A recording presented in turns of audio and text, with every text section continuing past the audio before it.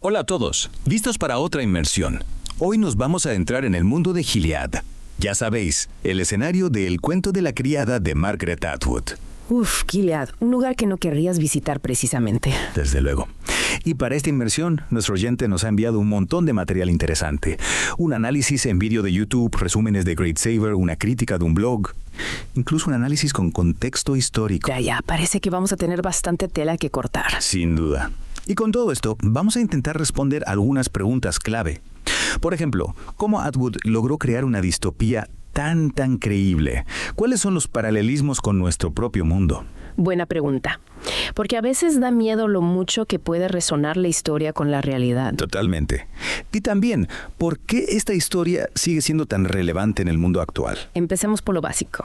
¿Qué es Gilead exactamente? Bueno, es un estado totalitario. Un régimen teocrático, ¿no? Exacto. Y se basa en una interpretación, digamos, peculiar de la Biblia. Sí, el video de YouTube que nos enviaron habla de cómo usan pasajes bíblicos, como el de Raquel y Lea, por ejemplo. Ah, sí, para justificar la opresión de las mujeres. Y todo el sistema de criadas. Pero vamos a ver, ¿no es eso una completa perversión de la fe? Totalmente. Atwood utiliza la religión como una herramienta de control, ¿no?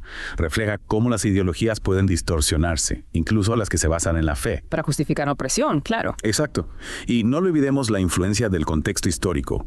El análisis menciona la oposición al feminismo de la segunda ola. Es verdad, aquellos años 70 y 80. Donde se buscaba la autonomía de la mujer. Y claro, eso chocaba con ciertas ideas preconcebidas. Ideas que, en el caso de Gilead, se llevan al extremo. Claro, porque en este mundo distópico las mujeres están completamente despojadas de sus derechos. Incluso el derecho a leer. Imagínate. Es impactante cómo está dividida la sociedad en Gilead.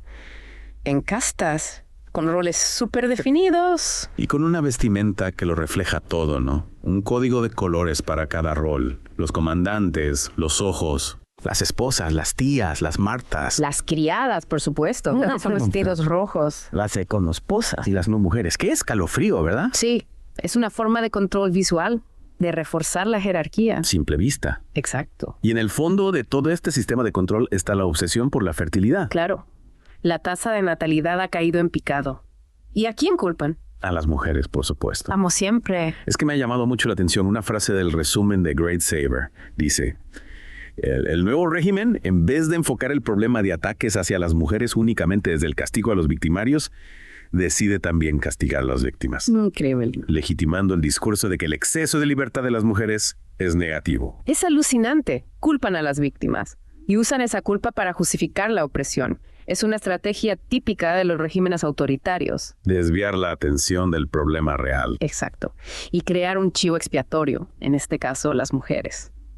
Y en particular las mujeres fértiles, las criadas. Son reducidas a meras máquinas reproductoras. Pierden su identidad, su nombre, Su pasado. todo. Y se les impone un nuevo nombre. Un patronímico que las define por su función y por el comandante al que pertenece. Nuestro protagonista, Offred, de Fred.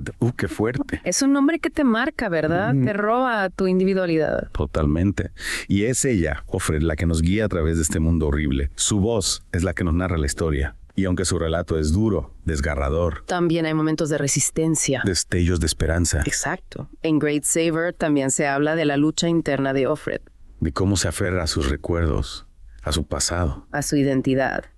Dicen que mientras tenga control sobre sus pensamientos, mientras ella pueda recordar a su hija, a su esposo, la época de antes, nunca van a estar completamente, o sea, ella nunca va a estar completamente bajo el control de la República. Es una frase muy poderosa, porque nos dice que la mente es libre.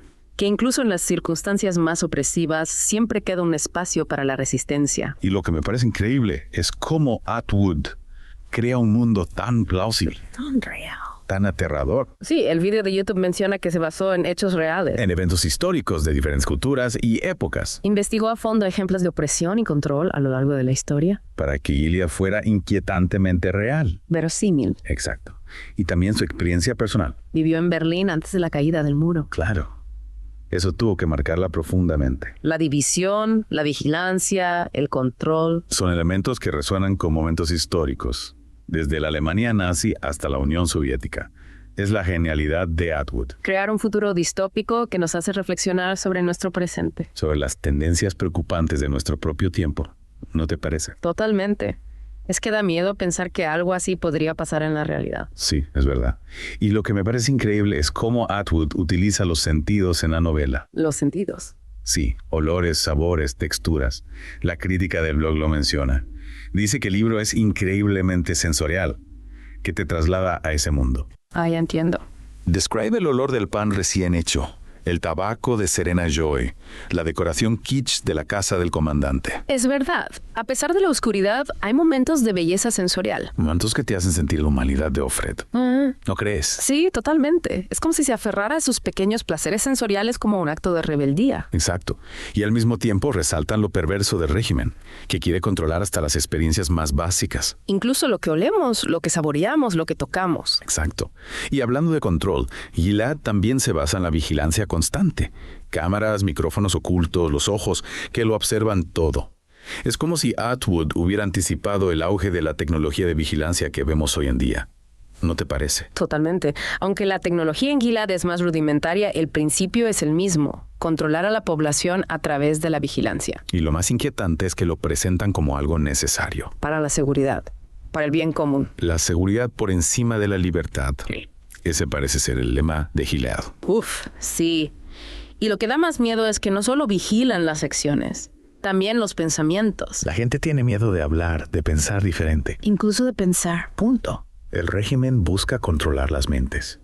Y para eso usa la propaganda, la manipulación del lenguaje, la reescritura de la historia. Claro, si controlas el lenguaje, controlas el pensamiento. Exacto. Recuerdo una escena de la novela cuando Offred describe a las esposas como gallinas clucas azules. Ah, sí. Me encanta esa escena. Es un ejemplo genial del humor negro de Atwood. Sí, te hace sonreír a pesar de la oscuridad del contexto. Es una forma de resistencia. De decir, no me creo nada de lo que me contáis. De mantener la cordura. Y hablando de resistencia, ¿qué papel juega la Red Mayday en la novela? Sabemos que existe, pero Atwood no nos da muchos detalles. Es como una sombra que se cierne sobre Gilead. Una amenaza latente para el régimen. Su mera existencia, aunque invisible, es un símbolo de esperanza. De que la resistencia es posible. Incluso en las circunstancias más adversas. Y hablando de resistencia, la relación de Offred con Nick es una forma de rebeldía. Es complicado. Por un lado es un acto de desafío. Están rompiendo las normas de Gilead. Pero por otro lado, Nick es un ojo. Hay un desequilibrio de poder. Es una relación ambigua, como muchos otros aspectos de la novela. No hay respuestas fáciles, no hay buenos ni malos absolutos. Esa ambigüedad moral es lo que la hace tan inquietante. Nos hace cuestionarnos nuestras propias ideas sobre el bien y el mal. Y sobre el impacto de la opresión en las relaciones humanas. En Gilead, la confianza, la intimidad, el amor se vuelven peligrosos. La gente vive con miedo, con la amenaza constante de la traición. Las familias se rompen, los amigos se separan, los amantes se ocultan. Y eso tiene un impacto terrible en la salud mental. En Great Saber mencionan que muchas criadas sufren de depresión, ansiedad, estrés postraumático. Es inevitable. La opresión, la violencia, el control son venenos para el alma. Destruyen la capacidad de amar, de soñar, de ser feliz. Y Gilead también destruye la identidad individual, sobre todo la de las mujeres. Les arrebatan su nombre, su pasado, su propia historia. Las reducen a su función reproductiva. Son de Fred, de Glenn, de Warren, un apéndice de un hombre. Y eso se ve reflejado en su vestimenta. En Great Saber dicen, el rojo de las criadas, el azul de las esposas, el verde de las marzas.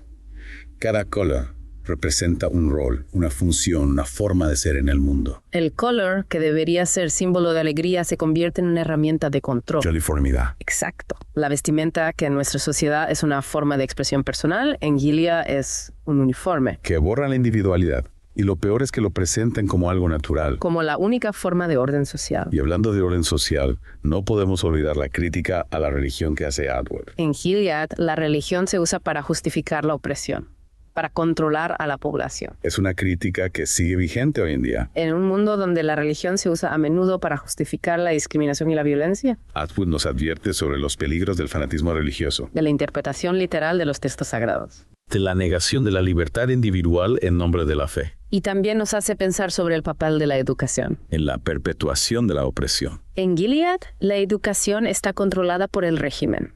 Se usa para adoctrinar a las nuevas generaciones. Para crear ciudadanos obedientes y sumisos. Exacto. A las niñas se les enseña a ser obedientes, sumisas, a aceptar su rol de esposas y madres. Se les prohíbe leer, escribir, pensar por sí mismas. Se les niega el acceso al conocimiento, a la cultura. Se las convierte en seres ignorantes, fáciles de controlar. Es una de las estrategias más efectivas para mantener un sistema de opresión. Y hablando de estrategias de control, el lenguaje es fundamental. En Gilead, el lenguaje está manipulado, distorsionado. Usan eufemismos para disfrazar la violencia, la opresión. Las criadas son doncellas. Las ejecuciones son salvamentos. La violación es una ceremonia. Al cambiar el lenguaje, cambian la percepción de la realidad. Normalizan la violencia, justifican la opresión, silencian la disidencia. Y esto lo vemos también en nuestro mundo, ¿no? Con la propaganda, la manipulación mediática, la posverdad.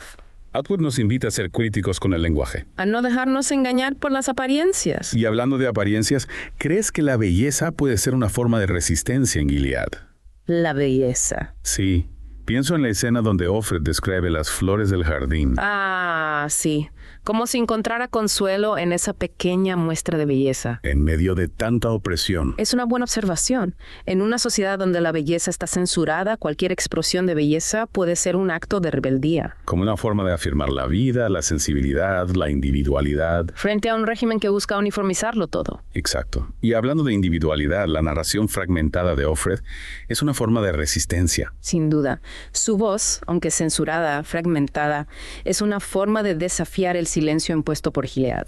Como si a través de su relato reconstruyera su propia identidad, su propia historia. Una forma de decir, no podéis controlar mi mente. Y hablando de voces silenciadas, ¿cómo aborda Atwood el tema de la memoria histórica? La memoria histórica es un tema central en la novela. Atwood nos advierte sobre los peligros de olvidar el pasado. De ignorar las lecciones de la historia. Y Gilead, a pesar de ser una distopía, está construido sobre cimientos históricos reales. La opresión de las mujeres, el control social, la manipulación del lenguaje, son fenómenos que se han repetido a lo largo de la historia.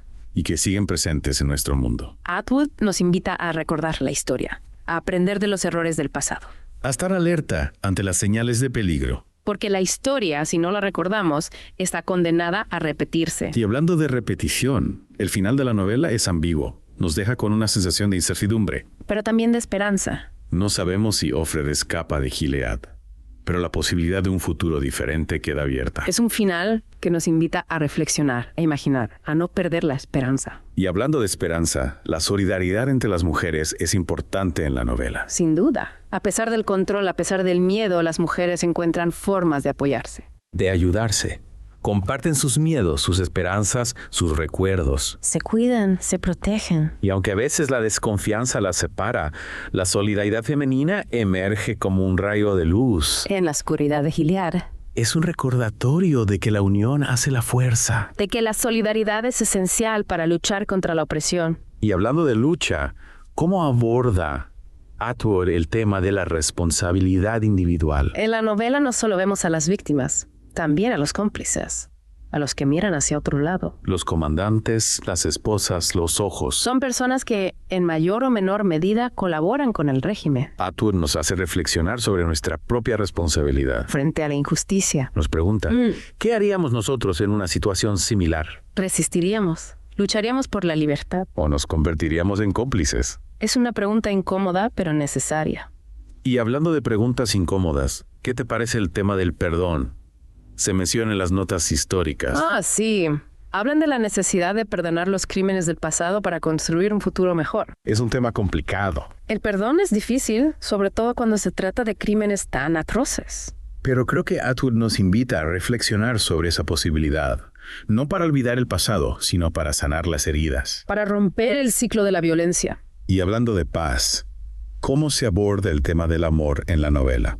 En Gilead, el amor está prohibido, controlado. Pero a pesar de todo, encuentra formas de manifestarse. Offred encuentra consuelo en el amor que siente por su hija, por su marido, por Moira, por Nick. Son amores diferentes, pero poderosos. Amores que le ayudan a mantener la esperanza. Le dan una razón para vivir. Exacto. Y hablando de esperanza, ¿qué mensaje nos deja Atwood con El cuento de la criada? Es una novela pesimista. Yo creo que es una novela de advertencia, pero también de esperanza. Nos advierte sobre los peligros de la opresión, de la indiferencia, de la pérdida de libertad. Pero también nos muestra la fuerza del espíritu humano, La capacidad de resistir, de amar, de soñar. incluso en las circunstancias más adversas. Y nos invita a luchar por un futuro mejor. A no perder la esperanza. A creer en la posibilidad del cambio. Exacto. Sí, al final, el cuento de la criada nos pone frente a un espejo, ¿no? Y nos hace pensar, ¿podría pasar algo así de verdad? Da miedo pensarlo.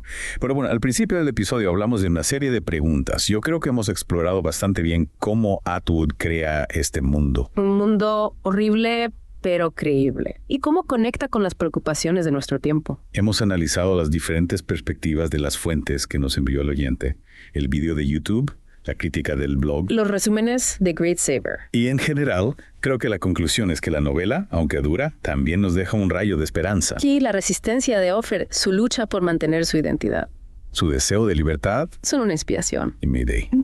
Aunque no sepamos mucho de ellos, su existencia nos dice que la lucha por la libertad nunca termina. Nunca Y no podemos olvidar el poder de las historias, de la memoria. de desafiar el silencio. El cuento de la criada es una llamada a la acción. ¿No crees? Totalmente. Una llamada a estar alerta, A defender nuestros derechos y libertades. a luchar por un mundo mejor. A no perder la esperanza. Exacto. Y ahora, para terminar esta inmersión, me gustaría dejar a nuestro oyente con una última reflexión. Volvamos a esa escena del vídeo de YouTube, la que te impactó tanto. ¿La de la turista? Sí, la que va vestida con ropa provocativa. Uf, sí. Esa escena me dejó pensando mucho. Offred la ve y en vez de sentir envidia, siente seguridad dentro de las restricciones de Gilead. Increíble. Cómo el control social puede distorsionar la percepción de la realidad. Totalmente. ¿Cómo podemos evitar caer en esa trampa? ¿Cómo podemos mantener un espíritu crítico, incluso cuando nos ofrecen seguridad y orden a cambio de libertad? Son preguntas difíciles, sin respuestas fáciles. Pero hay que hacérselas. Hay que estar alerta a cualquier intento de control, de manipulación, de restricción de nuestras libertades. Porque una vez que pierdes la libertad, es muy difícil recuperarla. Y con esto, damos por concluida nuestra inmersión en el mundo del cuento de la criada. Gracias por acompañarnos. Esperamos que este viaje haya sido tan interesante para ti como para nosotros. Hasta la próxima.